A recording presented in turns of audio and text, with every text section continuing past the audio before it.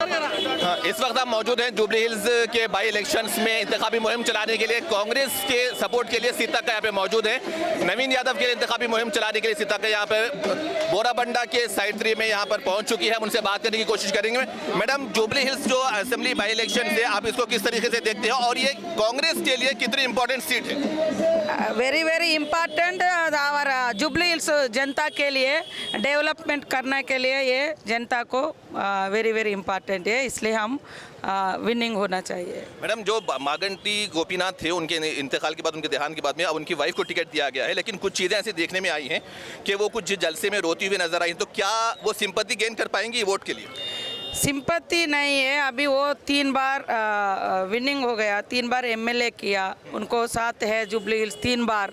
अभी 1 बार नवीन यादव को हम पूछ रहे, वो 2 बार हार गया।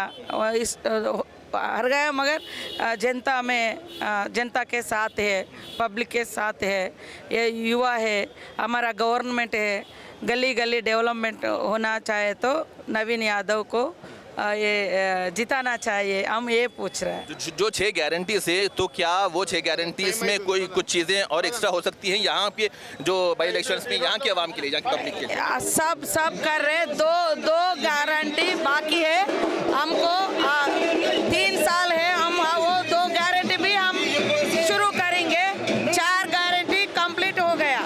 1 लाख से ज़्यादा मुस्लिम वोटर्स यहाँ पे हैं, तो ज़्यादा फोकस किस पे किया जा रहा है? हम सबको एक ही बात बोल रहा हूँ, बीआरएस को वोट डालो तो वो वोट डायरेक्ट इनडायरेक्ट बीजेपी को चल रहा है, मुस्लिम जनता हो वो सोचना चाहिए। Thank you. तो नाज़रीन, ये थी सीताक्का जो कि नवीन यादव के इंतखाबी मुहिम के लिए यहाँ पर पहुँच चुके हैं और जोरों शोर से आप देख सकते हैं ढोल नकारों के साथ यहाँ पे इंतखाबी मुहिम का आगाज़ हो चुका है बोराबंडा साइड 3 में। तमाम तस्वीरें इस वक्त हम आपको दिखा रहे हैं कैमरे के जरिए।